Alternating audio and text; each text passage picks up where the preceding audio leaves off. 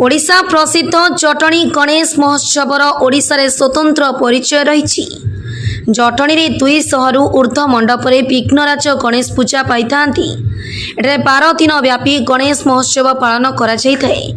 पूर्णमी दिन लक्षाधिक भक्तों गणरे गणेश भसाणी कार्यक्रम होता है। भसाणी कार्यक्रम मारवाड़ी युवा मंचर धमाका देखा मिलता है। मारवाड़ी युवा मंचर सभापति गोविंद सोनी और सतीश शर्मा नेतृत्व में मारवाड़ी युवा मंच नियारा प्रयास करिता है।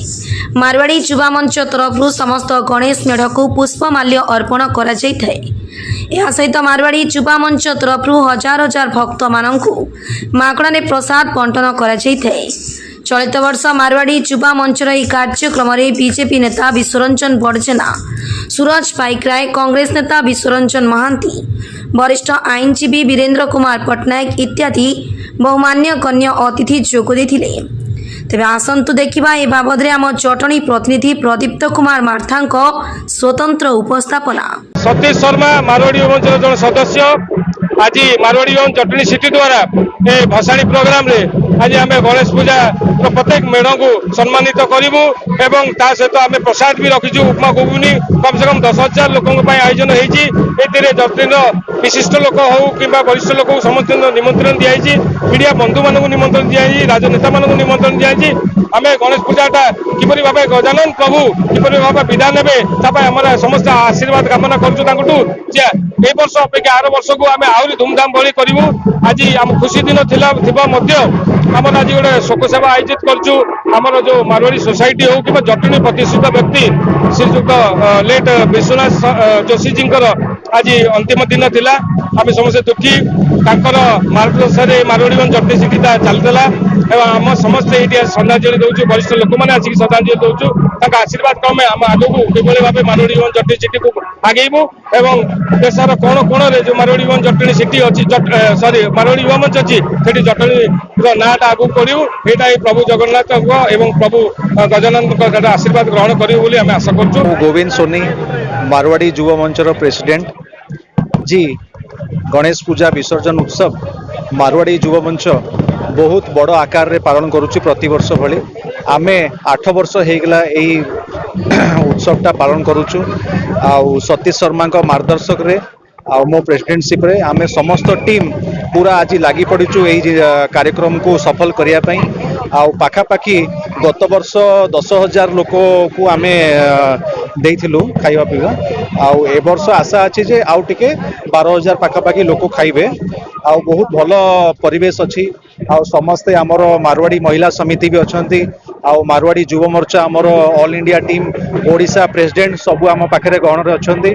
आउ बहुत सुंदर प्रकार कार्यक्रम होउची। आउ ये जटनी रो सबुठु बड़ कार्यक्रम जोटा कि कुहा जाए आउ जटनी पाई एटा बहुत गर्व जे आमे एई प्रोग्राम को आमे भलो भाबरे परिचालन करि पारुछु।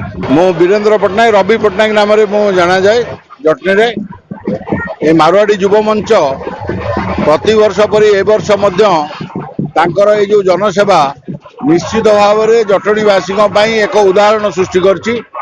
एमाने प्रति वर्ष यही बहु लोक माने हजार हजार लोक समस्त की संतुष्ट करने उपमा डालमा ये सब करी लोक मानू दौरान आउ जेतक जनसेवा एमानकर भूमिका बहुत गुरुत्वपूर्ण।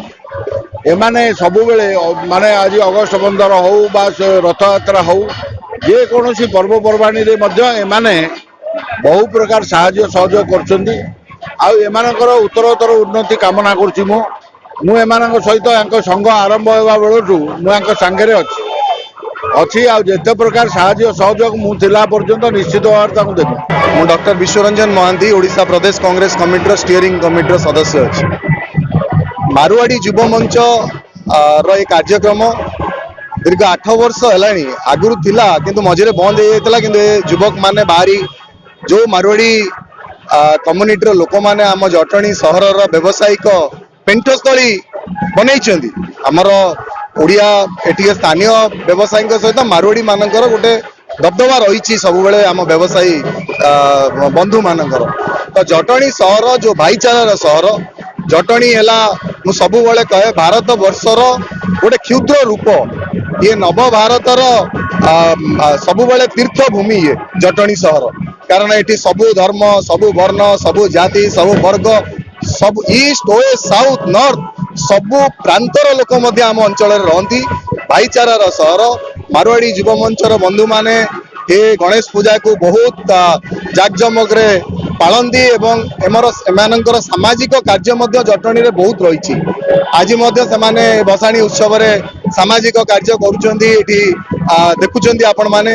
ତେଣୁ ଏ ଅନୁଷ୍ଠାନର ଉତ୍ତରୋତ୍ତର କାମନା ଆମେ କରୁଛୁ ଏବଂ ଜଟଣୀରେ ଯୋଉ ଭାଇଚାରା ରହିଛି ସେ ଜଟଣୀ ଭାଇଚାରା ଯେଭଳି ପ୍ରଭୁ ଗଜାନନଙ୍କ ଆଶୀର୍ବାଦରେ, ପ୍ରଭୁ ଶ୍ରୀ ଜଗନ୍ନାଥଙ୍କ ଆଶୀର୍ବାଦରେ ଏ ଭାଇଚାରା ଏ ଭୂଇଁରେ ସବୁବେଳେ ରହିବ।